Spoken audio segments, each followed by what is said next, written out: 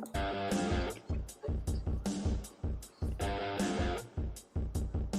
right. I like that All guitar. right. Yeah. All right, let's see if I can do it right this time. I'm going to fade it out. See if it works.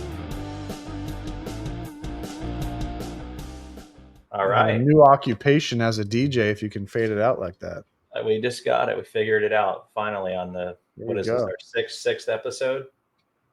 We finally Radio's dying, but you've got a second job in radio if you need it. well, I always been told that I have a face for radio. So that would definitely be a good career choice for me if this It's the doesn't work compliment that everybody wants, man. out. That's right. But welcome back, everyone, to the I Love Annuities podcast. This is Jeremiah Conjure, along with my handy dandy sidekick, Zachary Van Ness, and we are the Annuity Dudes. And today we're going to be discussing a huge topic that we believe is critical to righting the wrongs of our industry. So, if this is the first time you're tuning in, we are part of AnnuityAssociation.com. And we are an independent annuity advisory firm specializing in bringing more transparency, education, and ultimately helping consumers lift their annuity IQ to make more informed and confident decisions. And part of our mission is exploiting the wrongs of our industry. Unfortunately, within our industry, there are a lot of shady sales tactics.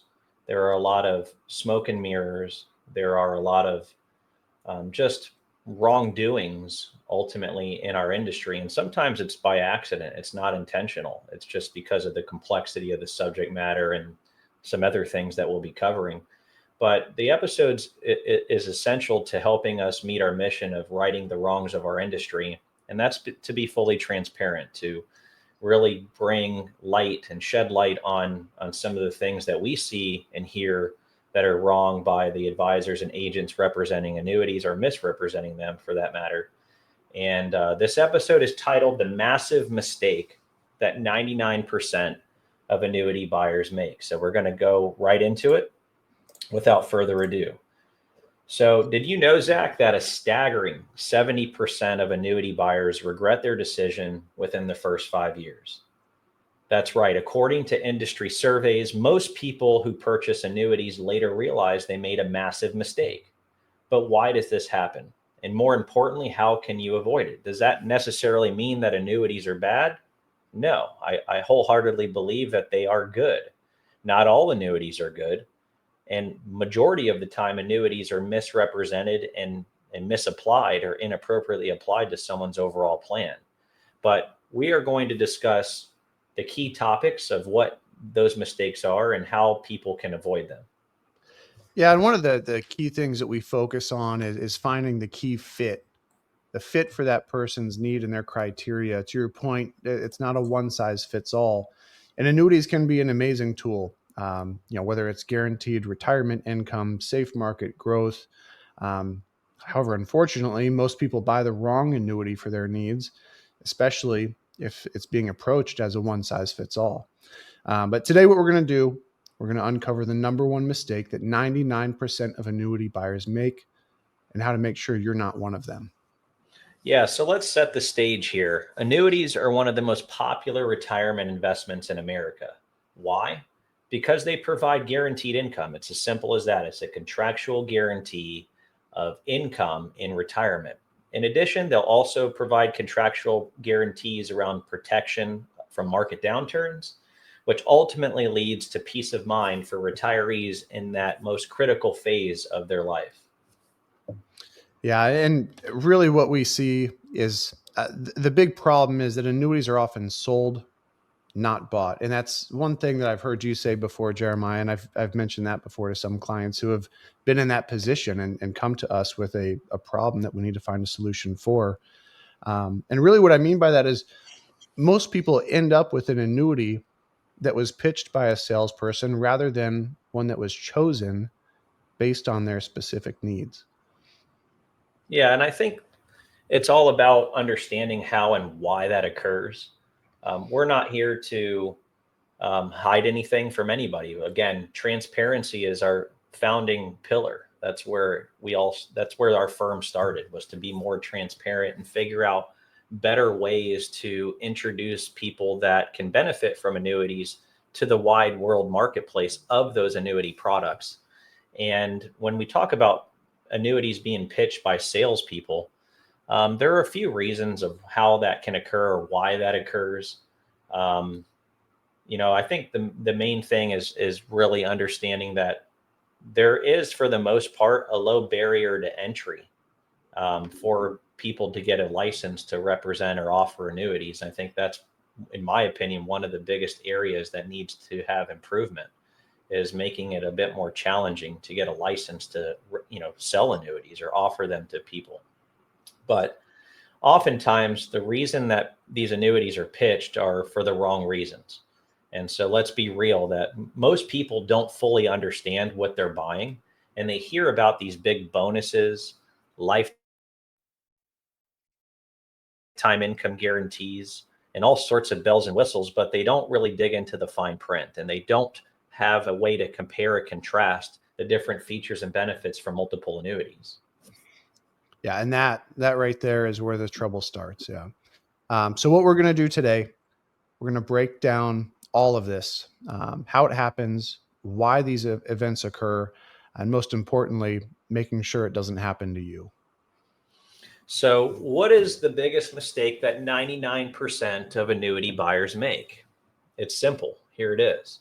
They buy an annuity based on marketing hype rather than actually doing financial analysis to see how the annuity can serve their objectives now and into the future.